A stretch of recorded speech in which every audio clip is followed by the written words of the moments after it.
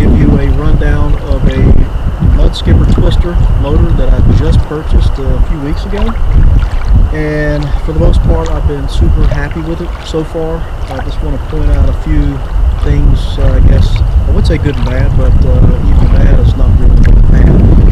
Just a little background: I've been running this river for many years, most of my life actually, for the past 15, 17 years maybe. It's been in a canoe, a 2 horsepower Honda Outboard is what I've been using. It's super slow, but it can. I mean, you can take some shot on rocks, and I seem to hit every rock in this river. Sometimes I only paddle, so I have a kayak as well. But this is my old Gheenoe, and that little 2 horsepower will even push this to maybe 7 miles an hour. But man, I want to get some distance on this river, and I've been wanting to come up with something for a while. I've got a 6 horsepower outboard, Mercury. Man, there's no way I'm putting this thing in the river. It is just way too many rocks and gets way too shallow at certain times. So broke down and got the twister, and this is the 5 to 7 horsepower version, and I've got it paired with a Predator 212, and which was only $100. And if you know anything about the twister, if you looked it up, the cost is not all that much. $520 is going to get you the frame, a 40-pound frame, and shipping is very cheap as well. It's only $20 to ship the entire thing, which to me for 40 pounds is pretty darn good.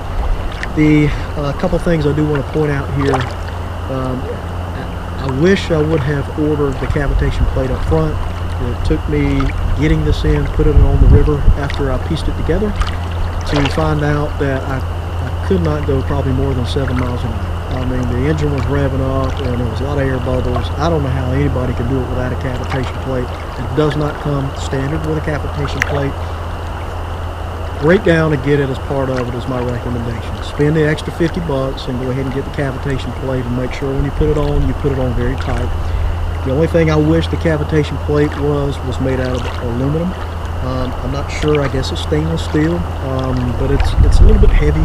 It's probably about 5 pounds. Cantilevered on the very back there, 48 inches out.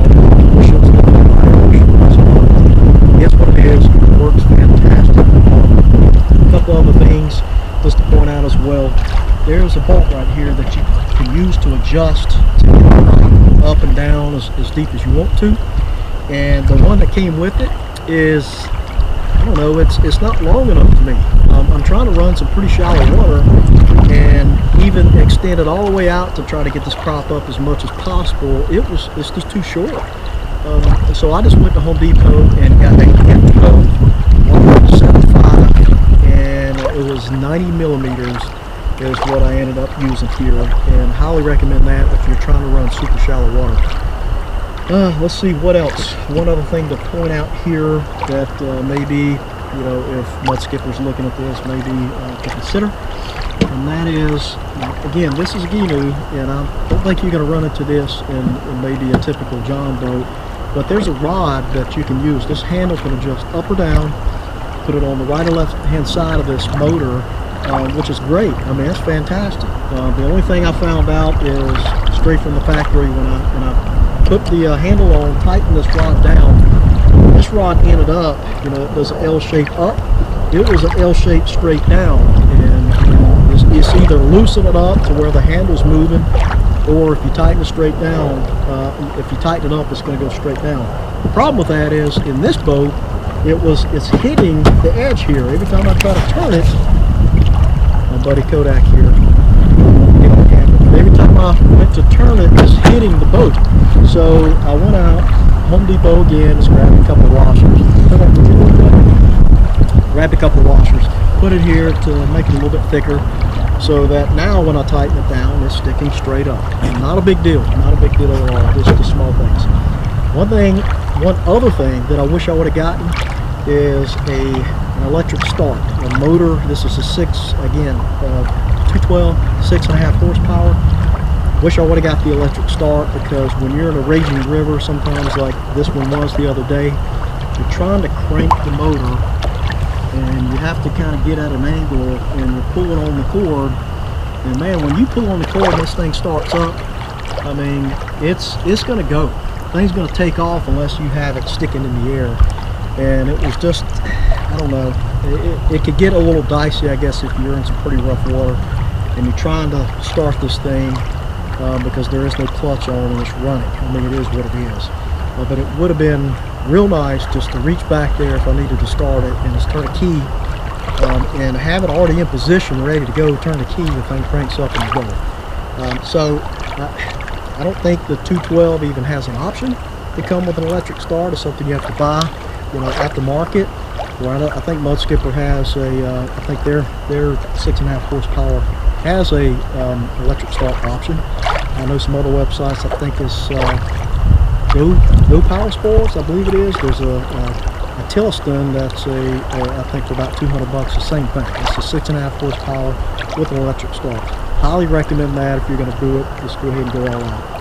But overall, this has turned out really well in my opinion. It's a little bit heavy.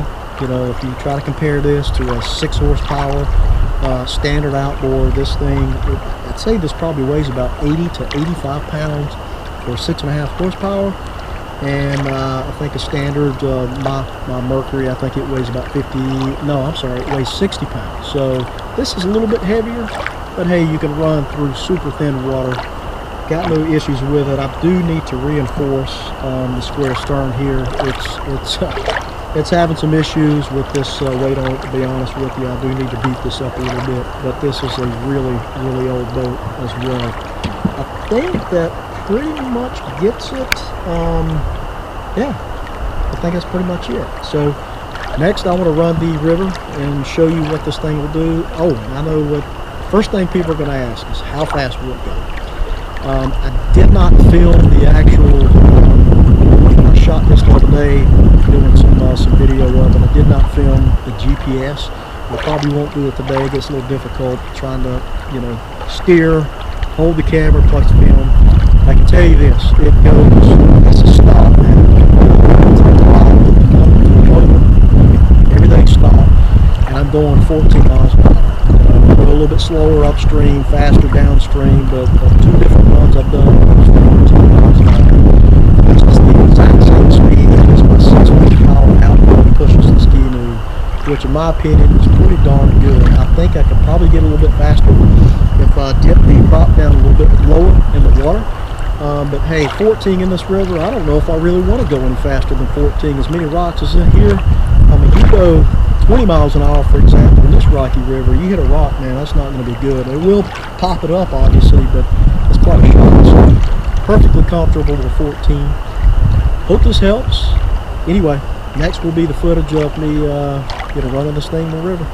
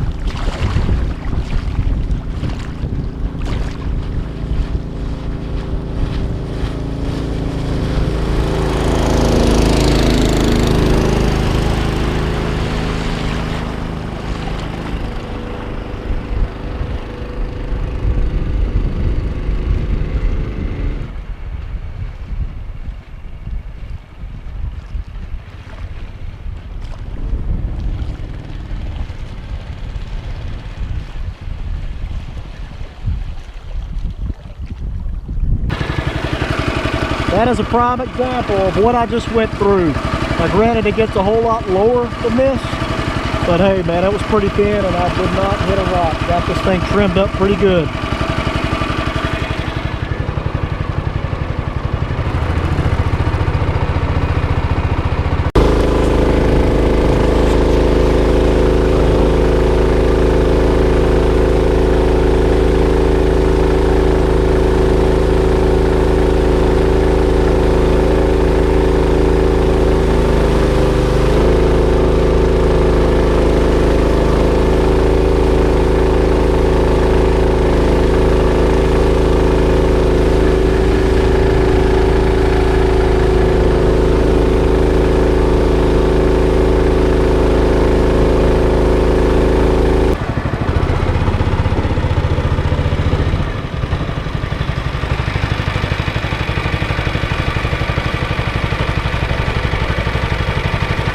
Okay, that was me going upstream in a tight little split here at an island, but we'll show you what it can do downstream. It's probably going 12 miles an hour up, and I expect it's going to go probably 17 or so, maybe a little bit faster than that down.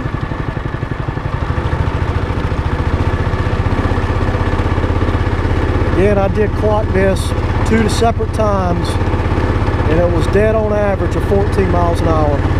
So,